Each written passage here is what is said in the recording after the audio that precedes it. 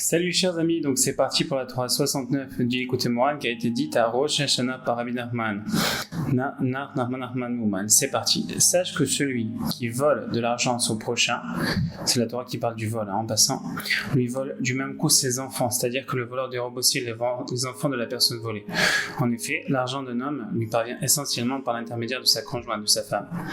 Car c'est de la lumière de l'âme de cette dernière que provient l'argent, plus précisément grâce au scintillement et à la propagation des lumières de son âme. Or, ces lumières sont de l'ordre de l'argent. En effet, l'argent émane de la partie de l'âme appelée nefesh, comme appelée ailleurs. En outre, le nefesh est l'aspect féminin, comme nous le savons par les écrits du Harizal, car elle constitue le niveau inférieur de l'âme, qui est composé du nefesh, ruach et neshama. Quand on dit inférieur, c'est pas inférieur dans le sens d'inférieur, c'est dans le sens de la position par rapport à l'argent demandé des âmes. Ça n'a rien à voir avec inférieur ou supérieur. Aussi, l'ensemble des niveaux nefesh, ruach et neshama de la femme correspond au niveau de nefesh de l'homme, c'est-à-dire que de manière générale, le niveau inférieur est le nefesh féminin par rapport au niveau supérieur, et c'est donc grâce, en fait, inférieur, ce qui veut dire c'est le niveau qui reçoit, en fait. Et c'est donc grâce à la dimension féminine de sa conjointe, qui correspond à son niveau de nefesh, que l'argent lui parvient. En effet, celui-ci dépend essentiellement d'elle, car elle représente la dimension des pieds. Comme indiqué dans le Zohar, il protège les pieds de ses fidèles. Il s'agit de leur femme. Il est écrit par ailleurs, et toute la terre sous leurs pieds, car il s'agit de l'argent de l'homme, qui est le fait de tenir sur ses pieds. L'essentiel de l'argent provient de la dimension de nefesh, la dimension féminine, qui est symbolisée par les pieds. C'est en cela que nos maîtres de mémoire bénis ont affirmé « Un homme sans femme est comme un homme sans muraille », autrement dit sans argent. En effet, la muraille évoque l'argent. Comme l'indique le verset, la fortune est une place forte pour le riche, une muraille élevée, etc. C'est pourquoi nos maîtres de mémoire bénis nous enjoignent honorez vos femmes afin de devenir riches. Pourquoi ? Parce que les lumières de l'âme de cette dernière vont être alimentées par l'honneur qu'on lui donne, et conséquemment, naturellement, l'argent découle de cela. D'accord, ça c'est bien, c'est compris. Maintenant, chaque homme, lorsqu'il vient au monde, arrive avec une conjointe qui lui est spécialement destinée. D'accord ? Et ainsi qu'une somme d'argent qui lui est réservée d'acquérir dans ce monde, et un certain nombre de fruits, c'est-à-dire des enfants qu'il engendra de son vivant. Cependant, cela représente ensemble un arbre avec ses branches et ses fruits. Autrement dit, la lumière du nefesh de la femme correspond essentiellement à l'arbre, à partir duquel sortent et se déploient des branches, c'est-à-dire le scintillement et la propagation de sa lumière, donc l'argent, qui correspond aux branches de l'arbre, et c'est sur ces branches que poussent les fruits, soit les enfants. Il en ressort que lorsque un homme vole de l'argent à son prochain, il lui dérobe et lui prend les branches de son arbre, c'est-à-dire le scintillement de la lumière de son âme, de sa femme, d'où provient l'argent. Et c'est pourquoi il lui vole et lui prend aussi l'âme de ses fils et de ses filles qui sont rattachés à cette branche, qui y poussent et puisent la lumière, car ce sont eux qui constituent les fruits qui poussent sur ces branches. Lorsqu'il s'empare de la branche, il s'empare du même coup de ces fruits, que Dieu nous en préserve. C'est en cela qu'il est écrit: Aman leur exposa la splendeur de sa fortune et la multitude de ses enfants, car les deux sont interdépendants, car il est dit, progressant et croissant en puissance, leur postérité est établie devant eux, et avec eux, et leurs descendants sous leurs yeux. Progressant et croissant en puissance, il s'agit de la richesse, grâce à laquelle leur postérité est établie devant eux. De plus, c'est de là qu'on dit Rachel et Léa, car toute la fortune que Dieu a retirée à notre Père, elle est à nous et à nos enfants, comme mentionné dans la Torah 60. Les mots à nous et à nos enfants précisément, car la richesse dépend essentiellement de la femme, et d'elle dépendent les enfants, puisque la femme est l'essentiel de l'arbre. Akeret Habayit, c'est aussi, voilà. Alors, la richesse équivaut aux branches de l'arbre, et les enfants sont les fruits qui poussent sur ces branches. Il s'agit du sens secret des paroles de nos sages de mémoire bénie. Celui qui vole son prochain, c'est comme s'il dérobait l'âme de ses fils et de ses filles. Sache en outre que si la victime du vol n'avait pas encore d'enfant, on peut quand même la voler de sorte qu'elle n'en ait jamais, chas v'shalom, puisqu'on lui a volé et dérobé la branche. Et même si la victime du vol avait déjà des enfants, on pourra lui nuire de telle sorte que ses enfants meurent, à Dieu ne plaise, que Dieu préserve. En effet, si les enfants ont encore besoin de leur mère, c'est-à-dire de ses branches, à l'image du fruit qui n'ont pas complètement mûri et qui ont encore besoin de puiser dans la branche, aussi lorsque le voleur dérobe la branche, il nuit du même coup au fruit, c'est-à-dire aux enfants qui ont besoin de puiser et de recevoir encore de la branche le scintillement de la lumière de leur mère. En effet, tout dépend de ce qui a été volé, de la nature de l'arbre, des branches et des fruits. Il existe en effet de nombreuses variables parmi les arbres, selon la nature et la qualité des branches, ainsi que de leur nombre. De même pour les fruits, il existe de nombreuses variables entre toutes les composantes. Maintenant, juste une petite parenthèse, c'est important soi-même de prendre cette Torah à cœur et de ne jamais voler même un centime. Donc, je vais vous donner un petit conseil pour ça. Généralement, il y a personne qui va vous donner un conseil pour ça parce qu'ils vont dire mais c'est évident, ne vole pas. Ok, d'accord, mais Rabbi Nachman il touche à tout le monde et même les gens qui ont déjà volé, etc. Et conséquemment, il faut donner des conseils pour tous parce que le vol, c'est pas rien que les grandes choses, les petites choses et tout le monde pourra probablement déjà passer par là. Alors, quand vous êtes dans une situation où il y a un besoin, ok, ça peut être même un petit mensonge, ça peut s'appeler voler. Bon, pas dans le contexte de cette Torah, mais bon, il y a plusieurs manières de voler. D'accord, on peut voler l'esprit des gens, on peut voler l'argent, on parle surtout de l'argent dans cette Torah, mais dans cet enseignement. Mais ça veut dire que parfois vous avez une manière de faire les choses droites ou une manière pas droite. Parfois on vous dit tu dois tant et toi tu veux te débiner. Et parfois il y a plusieurs cas. Après il y a des gens qui sont nés foncièrement droits, etc. Ça existe. Ok. Il y a beaucoup de gens qui ne le sont pas. Et c'est pas pour autant que vous devez faire yéhouch, vous désespérer de vous-même. Non, au contraire, c'est de prendre des bonnes éthiques. La bonne éthique dans ce cas-là, c'est de dire bon, Hachem, je suis devant un cas parce que c'est tentant. Voilà, ça peut être une aide, ça peut être une solution, ça peut être voilà. En plus, souvent on a un Yetzirah qui vient me dire non, mais c'est pas du vol, c'est pas grand-chose, c'est pas ci, c'est pas ça. Toutes sortes de raisonnements qui peuvent finalement venir s'engranger. L'essentiel, c'est de dire écoute Hachem, moi je vais faire la bonne chose et toi tu vas compléter. Sans l'élément Hachem, toi tu vas compléter, eh ben tu peux pas t'en sortir. Il faut dire Hachem, je vais faire la bonne chose, même si c'est pas facile, mais toi je sais que tu vas compléter, tu vas m'aider. Et cette confiance totale en Hachem, elle va faire que finalement une personne n'aura jamais besoin de voler. Et s'il n'a pas confiance en Dieu, c'est là où entre guillemets il reçoit un besoin de voler. Vous comprenez un petit peu le truc. Voilà. Donc ça c'est par rapport à soi-même. Non, par rapport aux autres. Bon, Chas v'Shalom, de se faire voler, c'est pas drôle. Il y a plusieurs manières de s'en protéger. Et d'abord par la prière, toujours. Comme l'histoire avec la personne qui avait préparé du vin pour le Baal Shem Tov et finalement ça a été volé. Après il a dit pourquoi c'est arrivé. Parce que tu n'as pas prié pour que ça arrive. Pour que ça ne se fasse pas voler, pour que ça arrive bien. Donc l'essentiel c'est déjà de prier. Deuxièmement, donner du maaser. Toujours le maaser, ça protège 10% de nos revenus. L'aide d'Hachem, c'est pas toujours facile, surtout quand on n'a pas un grand revenu, on a des familles, des enfants, bon je suis d'accord. Après il y a plusieurs halachot là-dessus, sur lesquels plusieurs halachot qu'on peut, bon, il y a des gens qui vont déduire à droite, à gauche sur l'éducation des enfants et tout, et il y a des manières de déduire aussi, mais bon, l'essentiel, sans rentrer dans les technicalités, c'est de donner le maaser. Ça protège aussi du vol et finalement d'avoir un Likutei Moharan à la maison, chez soi ou dans son bureau ou les deux, parce que le Likutei Moharan il préserve de tout vol en fait, et donc c'est super important d'avoir constamment un Likutei Moharan sur soi. Et ce Likutei Moharan là, il va vraiment protéger en fait une personne de se faire voler. Donc c'est une astuce assez importante. Voilà. Ceci étant dit, d'accord, on va continuer la Torah en question. Parce que Rabbi Nachman il a dit celui qui pose un Likutei Moharan, je crois que ça va protéger du vol et des feux à la maison, etc. Donc c'est quand même assez important d'avoir ça. Donc on a fait le tour de la question au niveau pratique, on va continuer à étudier cet enseignement qui va nous imbiber de crainte par rapport au sujet et nous permet de comprendre un peu plus. Et quand on comprend plus, du coup on a moins de Yetzirah par rapport à une certaine chose. Mais ça c'est vraiment une chose, vraiment, et cette Torah elle s'appelle Chomer Isur Gezela, donc l'importance de ne pas voler. Alors vraiment c'est important de prendre à cœur, que Dieu nous aide avant. Là je vous lis cette Torah là, on est avant Rosh Hashanah, pas trop loin avant, donc on a le mérite de prendre ça sur soi, bli neder, et sans stress de s'améliorer. Il existe en effet de nombreuses variables parmi les arbres selon la nature et la qualité des branches ainsi que leur nombre.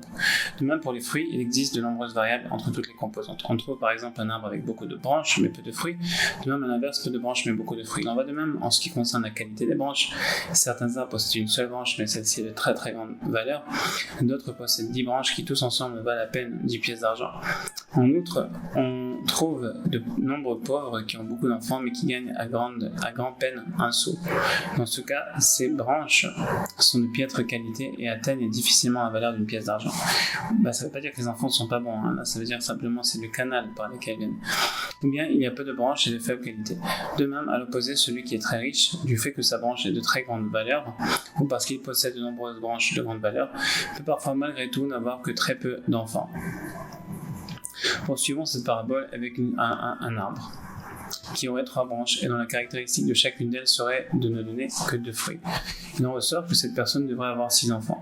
Supposons aussi que chaque branche, de par sa dimension et sa valeur, soit équivalent à la somme de 100 pièces. Cet homme devrait alors posséder 300 pièces avec ces 3 branches. Par conséquent, si on lui vole 100 pièces, on lui dérobe et on lui prend une branche. Ceci implique qu'on lui enlève 2 enfants. Mais sache que sur ce point, il faut distinguer différents cas. Si les fruits sont supposés sortir des branches l'un après l'autre, alors combien même lui vole-t-on une branche et lui prend-on 2 enfants, il n'en reste pas moins que le reste des enfants est en mesure de survivre sur les branches restantes. En effet, on ne va pas porter atteinte à elles puisqu'on ne leur a rien pris. Par contre, si les fruits étaient supposés sortir d'un seul coup, c'est-à-dire sur une seule des branches, de l'ordre de 6 embryons dans une matrice, dès lors, même si ce voleur ne lui a dérobé que 100 pièces, représentant la valeur d'une branche donnant 2 fruits, malgré tout, il a porté atteinte à la lumière de tous.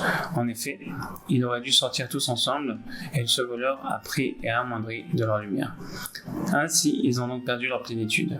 Le voleur pourra nuire au moyen des seules 100 pièces qu'il lui a dérobées au point de lui prendre tous ses enfants. Nous voyons qu'il y a beaucoup de variables comme la valeur du vol, la nature de l'arbre, des branches et des fruits en fonction de leur qualité et de leur quantité. Il y a un principe qui veut que la femme nécessite constamment de parfaire sa lumière. Et aussi longtemps qu'elle n'atteint pas la perfection, il lui est impossible d'enfanter. Or, l'essentiel de la perfection est lié à l'argent car il représente le scintillement de la lumière. Et donc parfois on dit que les femmes sont matérialistes et tout, mais bon, il faut toujours que la femme craigne Dieu et qu'elle veuille servir Dieu, pas l'argent, mais on comprend quand même que c'est important pour un mari d'honorer, de chérir et de pourvoir à sa femme, de prier au moins pour pouvoir le faire, du temps que Dieu lui donne, parce que c'est ça qui va compléter la lumière de son âme. C'est pas une manière matérialistique, c'est vraiment d'une manière spirituelle, quoi. Parce que l'argent, il est mauvais comment le monde le voit, mais il est bon au niveau des sages. C'est ce dont il s'agit dans Apprenez à faire le bien, rechercher la justice, renforcer l'opprimé. Ce verset nous enjoint à appliquer la justice et de protéger la victime du vol, de délivrer l'opprimé de la main de son oppresseur afin de sauver l'âme de ses fils et de ses filles. C'est pourquoi apprenez à faire le bien, car lorsque vous appliquez la justice défendant la victime du vol de son voleur, vous faites ainsi du bien aux enfants qui représentent les disciples de l'Éternel, comme il est écrit, tous tes enfants sont les disciples de l'Éternel. Aussi, apprenez l'imdou à faire du bien, afin que ce soit au profit des enfants, correspondant aux disciples l'imoudé de l'Éternel. Telle est la signification profonde des paroles du Talmud dans Baba Kama. Celui qui dérobe son prochain la valeur d'une prota, quantité insignifiante, doit lui restituer. Serait-ce qu'il faudrait la rechercher jusqu'au Med? Cette affirmation de nos sages a de quoi laisser perplexe. Pourquoi ont-ils choisi précisément Med? Mais sache que le Talmud a un sens caché particulièrement élevé. Voici ce qu'il voulait dire en vérité. Celui qui dérobe doit lui restituer, ne serait-ce jusqu'à Med les Madai, c'est-à-dire aux disciples l'imoudé de l'Éternel, qui sont équivalents aux enfants. Autrement dit, on doit restituer les enfants qu'il lui a dérobés en lui volant de l'argent. C'est pourquoi les Madai Ahmed renvoient à l'imoudé disciple de l'Éternel. Néanmoins, parfois, sache que bien qu'on lui volait de l'argent, il se peut qu'on n'ait pas porté atteinte à ses enfants ni amoindri la lumière de leur mère. En effet, sur le plan spirituel, l'homme ressent une souffrance et une grande affliction au moment où ce voleur, semblable à un véritable meurtrier, vient d'amoindrir sa lumière et de lui dérober l'âme de ses enfants. C'est la raison pour laquelle elle contracte sa lumière, se rétracte, se replie et rassemble toutes les parcelles de son âme, afin que ce voleur soit dans l'incapacité de puiser en elle et d'amoindrir sa lumière. À tel point que parfois le voleur ne parvient pas à prendre le dessus sur elle et à recevoir de sa lumière. Certes, on a volé à l'homme de l'argent, mais malgré tout, l'âme s'est préalablement renforcée. Elle s'est contractée, s'est repliée et a rassemblé sa lumière sans laisser c'est le voleur puisé de sa lumière. Quant à cet argent pris par le voleur, ce n'est pas de l'argent mais uniquement de la poussière qui ne contient strictement aucune lumière. Un tel argent est poussière d'or. Équivalent à l'argent n'a pas de valeur, dans la mesure où il n'y a pas dans cet argent et dans cet or aucune lumière, puisque l'âme s'est renforcée et n'a pas permis à ce que l'on s'empare de sa lumière. On peut d'ailleurs trouver un tel phénomène dans le monde qui concerne le domaine botanique. Il existe des arbres en Hongrie qui, lorsqu'on s'approche d'eux pour les prendre, se rétractent, se rapetissent et ne laissent personne s'en approprier. Voici maintenant la notion de cérémonie du mariage, les Kiddushim. Lorsqu'une chose ne connaît pas la plénitude, l'autre côté et les forces y exercent une emprise. Donc tout ce qui est manquant, tout ce qui n'est pas complet, alors les autres, les écorces, les clipotes comme on appelait plus haut, l'autre côté, il peut y exercer son influence, son emprise. En outre, l'âme, le nefesh féminin, est prisonnière des écorces puisqu'elle est dispersée et exilée chez elle, comme il est écrit, ses pieds descendent vers la mort. Par conséquent, lorsqu'elle voit cet argent ou son équivalent la bague au moment du mariage, le concept de plénitude de sa lumière, dans la main de cet homme qui est sur le point de l'épouser et de la compléter, alors elle se trouve animée d'aspiration pour lui, espérant qu'il complétera sa lumière et recueillera ses parcelles exilées parmi les écorces, extrayant ainsi ses pieds de la mort. Donc chaque femme, c'est la Bat Malka du mari en fait, parce qu'on voit qu'on veut vraiment l'extirper des pieds de la mort. Et tel est le concept du mariage, Kiddushin, au moment de l'argent. Comme sa lumière se parfait au moyen de l'argent, et qu'elle n'a plus de manque spirituel. Et là, juste une petite parenthèse aussi. Souvent, vous savez, il y a des problèmes de shalom bayit et tout, on dit la femme elle me saoule et le mari me saoule, peu importe, mais en tout cas là je parle aux hommes. Si un homme, il réalise que sa femme, elle est toujours aux emprises des écorces, parce qu'en fait c'est elle qui donne la vie, c'est elle qui saigne à chaque mois pour donner la vie, et ça nous montre qu'elle est tirée vers le bas, pas qu'elle est plus basse, mais qu'elle est tirée par le bas, et nous on doit la combler d'argent et de bonheur. Si parfois on le fait pas, alors parfois on va s'emporter sur sa femme, ouais, pourquoi tu rechignes toujours, pourquoi tu es de mauvaise humeur, etc. Bon, c'est sûr que c'est pas plaisant pour nous quand ça arrive, mais d'un autre côté il faut comprendre que peut-être que c'est nous qui avons failli à notre devoir. Et maintenant notre devoir concrètement, peut-être qu'on peut pas toujours le faire mieux au niveau physique, parce qu'on peut pas avoir 50 travaux et faire des choses comme ça, c'est sûr, mais on a manqué dans la prière. Et comme la femme, elle a sa racine dans l'argent, mais elle a aussi sa racine dans la prière, en fait, on comprendra que par la prière, vous lirez de la Torah 60 pour nous aider à compléter tout ça, mais par la prière, finalement, on va arriver à toucher le Keter Elion, on va arriver à cheminer la source de la femme par la prière. C'est pour ça qu'on dit prie toujours pour mériter ta femme avant que quelqu'un d'autre ne la... Non, prends ta femme rapidement avant que quelqu'un d'autre ne puisse la prendre comment? Par la prière. Donc par la prière, on peut déjà acheminer la première source de la lumière de la femme, qui va ensuite passer par le Shalom Bayit, qui va ensuite passer par un influx financier qui va venir du Shalom Bayit et de ses lumières et de l'honneur qu'on va donner à sa femme, et finalement on aura la complétion du cercle parce qu'on aura de l'argent physique qui va permettre vraiment de compléter le nefesh de la femme. Donc c'est tout un truc, mais en tout cas souvent nous en tant qu'hommes on manque parce qu'on prie pas assez pour ça, on prie pas assez pour combler sa femme, et donc là on a l'opportunité de comprendre qu'il faut le faire dans cette Torah, d'accord? Donc on continue, tel est le concept du mariage Kiddushim au moyen de l'argent. Donc ça, on a vu, c'est en quoi elle obtient le statut de... On va le répéter, comme sa lumière se parfait au moyen de l'argent et qu'elle n'a plus de manque spirituel, ainsi les sanctifier, mais Kudeshet, Mitkadeshet de son impureté et extrait de ses écorces. C'est en quoi elle obtient le statut de mariée, qu'elle lui devient acquise au mari par l'intermédiaire de cet argent qui représente pour elle la plénitude de sa lumière. C'est ce que signifie le terme Kiddushin, sanctification par le mariage, dans le sens où elle se sanctifie en se consacrant à sortir de l'impureté et à recevoir la sainteté par son intermédiaire de son mari. En outre, dans toutes les affaires d'argent le mari réalisera et dont il tirera un profit, il complétera sa lumière à elle et recueillera ses exilés. En effet, il doit compléter sans cesse sa lumière, car le mari correspond à celui qui nourrit l'arbre, les branches et les fruits. En les nourrissant et en les complétant, l'arbre fait pousser des branches, c'est-à-dire que sa lumière à elle brille et ses branches donnent des fruits. C'est ce dont il s'agit lorsqu'il lui remet la ketouva, le contrat du mariage, immédiatement après les kiddushin, car il s'engage par écrit dans la ketouva avec ces termes: je travaillerai, je t'honorerai, je te nourrirai et je te donnerai ta subsistance, à savoir, je travaillerai, c'est sûr que c'est le travail physique, mais travaillerai, c'est beaucoup la prière aussi, parce que la prière, elle est appelée travail. Je dis pas ça simplement, je dis vraiment, quelqu'un qui va prier, faire Hitbodedut tous les jours, 1 heure, 2 heures, 3 heures, c'est pas de la batlanout, c'est pas perdre son temps, au contraire, c'est ça qui va apporter la bracha. 1 heure, 2 heures, 3 heures, prier Hachem, par ça on pourra honorer, et par ça on pourra nourrir, comme on a mentionné plus haut, et je te donnerai ta subsistance, donc je compléterai ton âme comme mentionné plus haut, comme je l'ai mentionné plus haut dans le petit commentaire que j'ai fait, et il lui promet de toujours compléter sa lumière au moyen du concept de l'argent. Voilà. Et voici la notion de l'héritage qui revient aux enfants.